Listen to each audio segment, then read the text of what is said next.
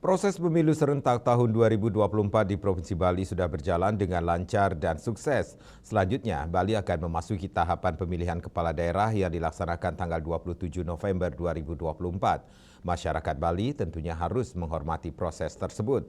Hal tersebut disampaikan oleh Ketut Rocineng yang merupakan anggota DPRD Provinsi Bali. Penyelenggara pemilu dalam hal ini KPU dan Bawaslu akan mulai melakukan proses tahapan pemilihan kepala daerah.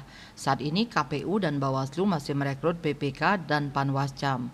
Ketut Rocineng juga menyampaikan apresiasi setinggi-tingginya kepada penyelenggara pemilu karena di Bali pemilu serentak 2024 berjalan dengan lancar.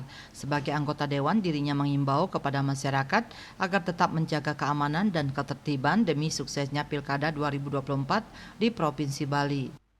Saya Ketut Rocineng, Komisi 1 anggota DPRD Provinsi Bali, menyampaikan bahwa saya menghormati proses pelaksanaan dari pemilu presiden dan pemilu legislatif tahun 2024.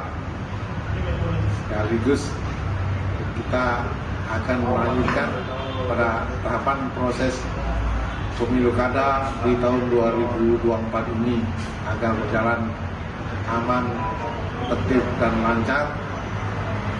Dan kami atas nama pribadi dan lembaga mengimbau pada masyarakat agar tetap menjaga keamanan, ketertiban masyarakat demi suksesnya pemilu kepala daerah 2024. Dan melaporkan.